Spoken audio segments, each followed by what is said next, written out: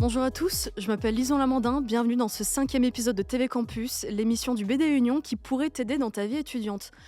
5e et dernier épisode, je suis encore une fois très heureuse d'être là parce qu'on a de très bons invités. En tout cas, on a beaucoup discuté juste avant cette émission. J'ai trop hâte que vous ayez à entendre ce qu'ils ont à dire justement. Alors, lors du dernier épisode, nous avons parlé du coup de la gestion du stress. Et aujourd'hui, on va être un petit peu sur la même lancée parce qu'on va partir sur la gestion du temps et de la productivité. Alors, je suis en compagnie de 3 belles personnes aujourd'hui pour en parler. Justement, nous avons du coup Jessie Hélène, alors étudiante en 3e année chez Pigé Lille. Bonjour à toi. Bonjour à vous. Nous avons aussi alors Nicolas Duplouy, qui est cette fois-ci chargé de recrutement au sein de Studio M. Bonjour Nicolas. Bonjour Lison, bonjour à tous. Et nous avons aussi en notre compagnie Loubna Defoun, qui est cette fois-ci directrice adjointe chez Winsport School. Bonjour à toi. Bonjour Lison. Alors, on va parler d'un sujet qui nous a tous un petit peu tous touchés. Je ne vais pas passer par 4 chemins, je vais dire le P-word. On va parler de la productivité et aussi de la procrastination. On a tous une fois déjà eu à procrastiner, etc. J'aimerais savoir comment est-ce que tu gères la procrastination. Alors déjà envers toi-même, mais aussi envers tes étudiants, par exemple, ton équipe. Je serais très intéressée simplement de savoir, et je pense que nos auditeurs aussi.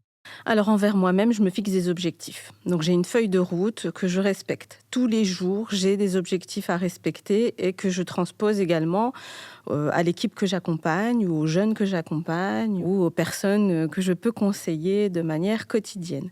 Donc je leur donne du sens en leur expliquant tout simplement que reporter les tâches du jour, eh bien ça remplit la cagnotte. C'est-à-dire qu'à un moment donné, ça va exploser et notre charge mentale également. Donc faire au jour le jour nos objectifs, les atteindre, c'est générer des petites réussites au quotidien. Ok, d'accord. Comme on dit, tout ce qui est fait n'est plus à faire. Tout à fait.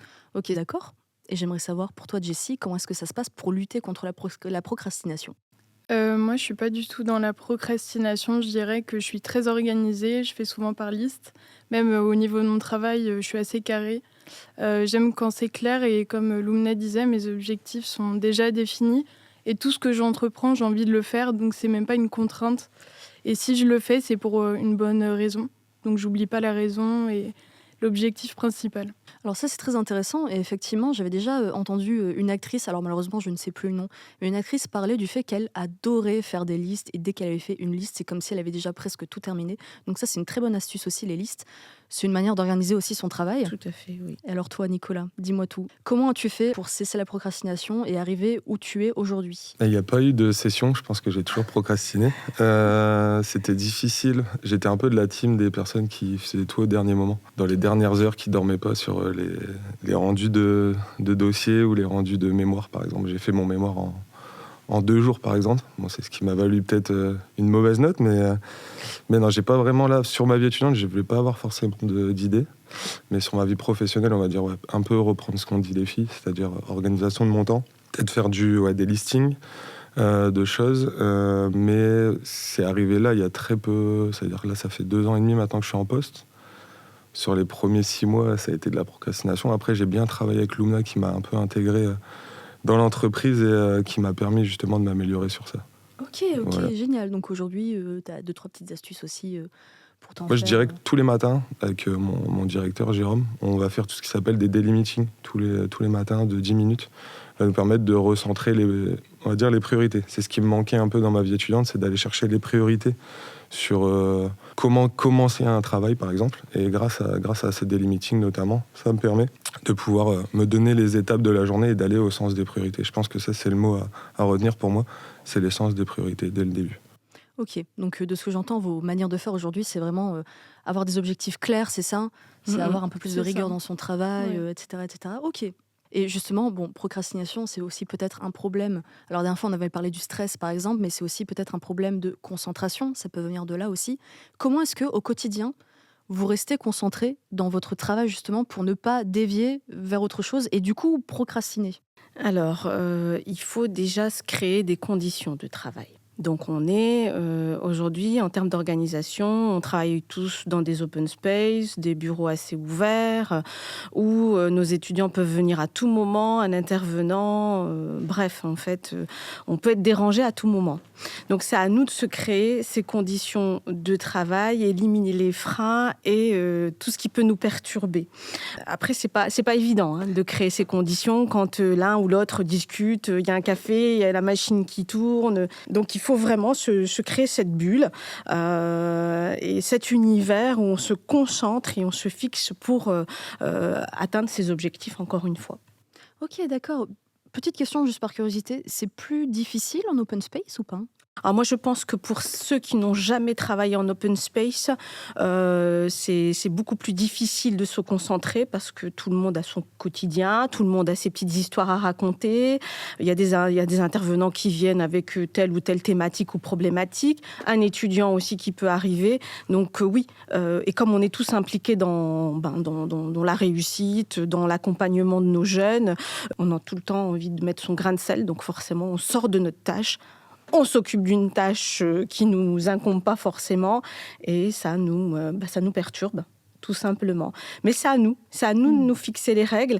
C'est au manager aussi d'expliquer ses conditions de travail et comment s'approprier la meilleure façon de travailler. D'accord, très bien, très bien. Donc, et alors dis-nous, toi Jessie, du coup. Je travaille un petit peu de façon vraiment similaire entre le professionnel et le scolaire. Je sais que je travaille avec une technique, c'est Pomodoro. Donc je travaille 25 minutes, 5 minutes de pause. Et en fait, c'est ce qui me manquait pour être vraiment productive. C'est ce temps de pause qui me permet de souffler un peu et de reprendre, être vraiment focus. Après, j'ai entendu parler d'une autre méthode que je n'ai pas encore essayée, que j'ai vraiment hâte. C'est le 55 minutes de travail et 5 minutes. Et en fait, c'est des techniques qui permettent vraiment d'être focus pendant un certain temps et moi qui me permettent de souffler. Donc franchement... Et mettre de la musique aussi, ça m'aide bien à être dans ma bulle, justement. Dans un open space, c'est pas facile toujours, mais de la musique, moi, ça me permet de me concentrer aussi. Je l'ai peut-être pas mentionné, mais je vois qu'il y a une forme de routine en fait qui se crée pour cette concentration. Au final, vous êtes d'accord? Une forme de routine, Oui, des petites habitudes complètement. comme ça. Ok, et justement, en parlant de ça, tu avais un petit peu parlé d'une forme de routine aussi, avec ces daily meetings. Je sais plus comment tu as appelé ça. Ça, daily meeting, ouais. Daily meeting, ouais.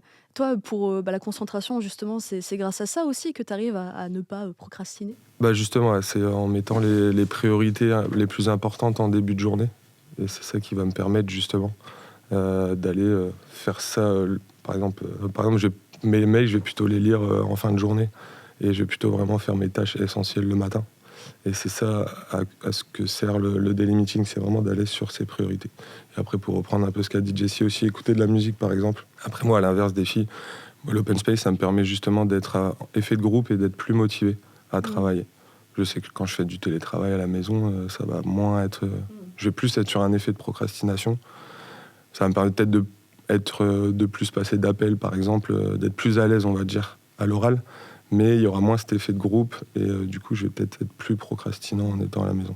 Effectivement. Alors ça, c'est très intéressant, l'effet de groupe, parce que c'est vrai que je pense que s'il y a un élément perturbateur, entre deux gros guillemets, ça peut être n'importe quoi, dans un groupe, c'est vrai que parfois on peut peut-être un peu dévier du coup de l'objectif principal qui est terminer son travail, voire même commencer à le commencer, tout simplement. Soit dévier ou soit être stimulé, comme le dit Nicolas. C'est vrai que pour un open space, quand on est plusieurs, il y a cet effet de groupe, cette stimulation entre les uns et les autres, ou effet inverse, si une personne peut avoir un coup de mou, pas être bien, ça peut aussi faire descendre ce groupe. Mais après, c'est à nous de nous créer, comme je l'ai dit, ces conditions de travail et de concentration. Puis après, je pense que toi aussi, Lumna, en tant que manager, tu as besoin d'être aussi sur place et d'avoir cet effet de groupe pour justement accompagner tes équipes. J'ai besoin d'être au cœur de mon équipe, c'est très important parce qu'on se stimule les uns les autres. Après, j'ai des moments où j'ai besoin aussi d'être à l'écart pour travailler certains dossiers. Mais bon, ça fait 27 ans que je travaille en open space. Donc aujourd'hui, des fois, je suis tellement concentrée qu'il se passe des choses. On me dit, depuis tout à l'heure, on parle, on raconte des trucs. Je dis, je suis désolée, moi, j'étais pas avec vous, là. C'est vrai. C'est à nous, vraiment, de nous créer cette bulle. Et justement, cette bulle, Est-ce qu'il faut parfois, alors j'allais dire l'éclater, non, c'est peut-être un peu violent de dire ça, mais il y a quelque chose que Jessie a dit en fait, j'aimerais bien revenir dessus. Tu as parlé du coup de cette technique où tu fais 25 minutes de travail puis 5 minutes de pause. Pomodoro. Mais est-ce que tu as aussi un loisir à part pour se déconnecter un petit peu, pour essayer de penser à autre chose et revenir au travail? Est-ce que ça t'aide à revenir travailler plus efficacement ou est-ce que ça fait l'effet inverse Oui, j'ai trouvé une petite méthode, c'est le sport. Oh, C'est ma dope. J'en ai besoin. Et comme je suis assez anxieuse, je sais que j'aime quand c'est carré. J'ai besoin de ce moment pour justement lâcher la pression. Et après, je reviens beaucoup mieux, beaucoup plus concentrée. Ou même rien qu'aller marcher 5-10 minutes. J'écoute un petit podcast, ça me fait du bien. Je me change un peu les idées. Et ça marche plutôt bien. Et aussi, je travaille en médiathèque. Ça m'aide aussi beaucoup. Justement, de voir du monde travailler. Et je sais que c'est calme. Donc ça me permet de rester concentrée. Et puis on sait pourquoi on est là. Et comme ça, on perd pas de temps, on avance. Et plus on coche les cases, mieux c'est. On est au but. Et moi, c'est un peu ma récompense. Aller faire du sport après, c'est vraiment plaisir. ok, génial. Alors génial. Et ça, justement, c'est une manière aussi de se C'est de la défouler dopamine aussi, sans être violent, à se reconcentrer, à s'écouter aussi. Ça sert à ça, le sport. Donc C'est c'est ça. vraiment une très bonne technique, le sport. On m'a recommandé la natation. Vous en faites ce que vous voulez. Mais apparemment, ça fait aller vraiment tout le Pourquoi corps. pas. Toute forme de sport est bonne à prendre. Bah, carrément. Aujourd'hui, je me confie, je sais pas nager. Voilà, maintenant c'est dit. Je suis surveillante de baignade, ça va aller. C'est bon, je suis rassurée. Je suis très bien entourée aujourd'hui de gens efficaces et qui me permettent d'être en sécurité. Et toi, Nico, tu fais une petite activité à part ça? Bah, alors sportive, tu peux en parler aussi si tu veux, il y a pas de souci. Mais mis à Ouais, part je dirais ça, sportive, ouais. Ouais. J'ai fait du foot pendant longtemps, mais c'est vrai que là, j'ai découvert une nouvelle passion, le padel. Et j'en fais justement pas mal en semaine. Pas le paddle sur l'eau, hein. Ok, ah non, ok, d'accord, ça va. T'es pas obligé de savoir nager. Et, mais non, c'est du paddle racket, donc c'est un mélange entre le squash et le tennis.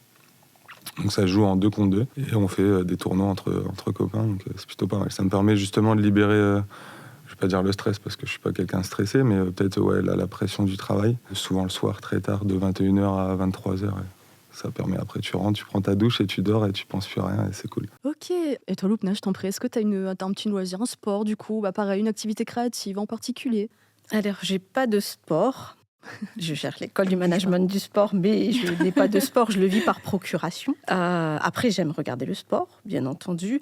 Maintenant, moi, je suis une grande fan de décoration. J'aime la déco, j'aime la mode, donc je vais m'enfermer dans cet univers-là qui va me transporter ailleurs, ou la lecture aussi, hein, j'aime lire.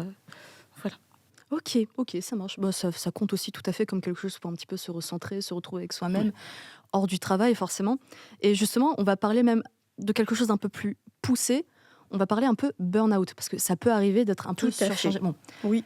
il y a le burn-out, j'allais dire classique, entre guillemets, c'est pas un menu, hein, le burn-out, mais le burn-out, comme on en parle, Oui. où c'est vraiment on ne peut plus bouger dans le travail, on ne peut plus avancer. Il y on a ne peut plusieurs plus, formes de burn-out, effectivement. Mais Ouais. avant de l'atteindre, ce burn-out, bon, je suppose qu'il y a quelques stratégies ici qui sont mises en place quand même pour ne pas y atteindre, ni pas y aller, ne pas tomber dedans en tout cas. Et j'aimerais savoir comment, quand on est un peu procrastinateur, quand on a du mal, quand on est stressé, quand on n'a pas cette organisation, comment éviter le burn-out? Est-ce que vous auriez des astuces aujourd'hui pour éviter d'en arriver là tout simplement? Il faut se faire coacher.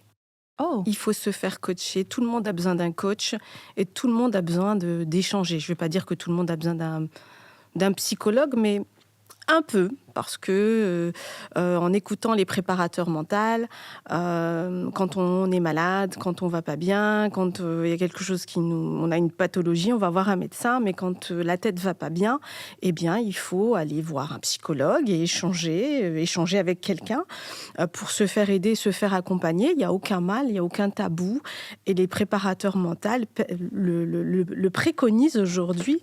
Et moi, je conseille d'aller échanger. Ça peut être un psychologue, ça peut être un ami, ça peut être les parents, ça peut être n'importe qui, mais à partir du moment où on se livre, on échange, on met des mots sur des mots. Voilà, je vais faire un jeu de mots, mais on met des mots sur des mots. Eh bien, ça nous permet de trouver un bon équilibre et aussi de se rendre compte qu'on n'est pas tout seul. Parce que des fois, on se dit « j'ai ce problème ». On se renferme, on n'en parle pas. Mais quand on en parle, on découvre que on a tous des soucis au quotidien et on a tous notre degré de pouvoir, comment les gérer, comment les traiter. Et le coaching et l'accompagnement, c'est la clé. Vraiment. Je suis très heureuse d'entendre ça et c'est marrant parce qu'on en a parlé justement lors du dernier épisode sur la gestion du stress. C'est très important en vérité d'aller voir un psychologue Bien et sûr. aujourd'hui les étudiants en ont aussi terriblement besoin. Mais oui, Et du coup, je suis très heureuse de l'entendre le dire et il faut pas hésiter et il y a absolument aucune honte aucun mal. à aller voir un Au psychologue. contraire. On ne fait pas tout seul, même les soi-disant, comment on appelle ça, les self-made men. Oui. Les Et plus grands women. hommes, plus grandes femmes, après on parle homme avec un grand H, mais tout le monde est accompagné. Tout ne le fait monde rien est tout seul. accompagné, on fait rien seul, c'est On vrai. fait rien seul. Ouais, Je suis oui, très oui, heureuse que oui. tu le dises aujourd'hui. Très heureuse. Et justement, toi, Jessie, est-ce que tu as réussi à trouver cet équilibre vie perso, vie professionnelle? Et est-ce que, si tu l'as trouvé, est-ce que ça t'a aussi aidé, du coup, à avancer tranquillement, comme ça, dans tes études? Moi, je sais que quand je sors du travail, je coupe mon téléphone de travail. C'est le premier truc que je fais. Comme ça, je sais que, on va dire, je ne serai pas interrompue dans, du coup, ma vie perso. Et ça me permet de ne pas avoir de notifications. Et aujourd'hui, c'est omniprésent. Donc, je pense que déjà, c'est une bonne façon de commencer. Et après, au contraire de Nicolas, moi, j'aime bien prévoir ce que je vais faire le week-end ou la semaine. Et du coup, je pense plutôt à ça et je suis plutôt concentrée sur ça. Après, c'est un plaisir de venir au travail, donc je passe un bon moment. Et c'est pas une contrainte, donc je suis pas en train de... Je sais pas, j'ai pas un mélange de sentiments. Je suis contente de quitter mon travail, je suis contente d'arriver le matin. Donc je suis dans un bon environnement et la façon dont moi, je vais voir les choses, c'est aussi ça qui va faire que ça va se dérouler d'une certaine façon. Et non, j'avoue que j'y arrive plutôt bien. Franchement, je suis pas... Je pense, Ok. je pense que le mot contrainte, il a bien été placé par Jessie. Justement, c'est aussi le burn-out peut être lié à ça.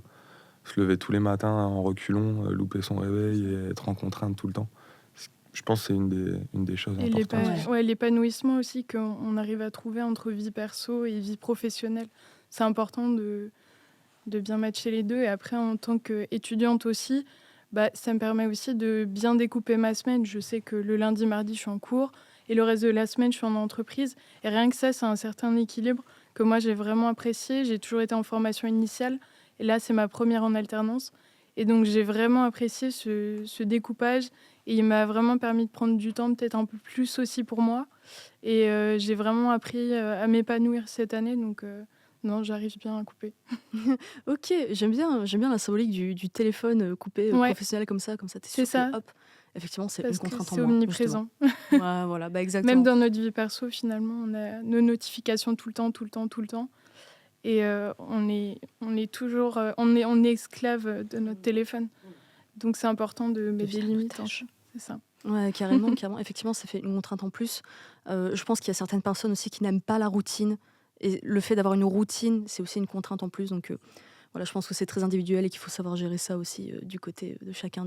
Et du coup, comment est-ce que tu fais, toi, Loubna, pour trouver cet équilibre? Toi qui, en plus, as des responsabilités énormes, comment est-ce que tu fais pour trouver l'équilibre entre vie professionnelle et vie, du coup, personnelle? Eh bien, c'est pas évident. Je vais pas vous mentir, c'est pas simple hein, parce que les responsabilités, elles sont toujours là. Mais on apprend.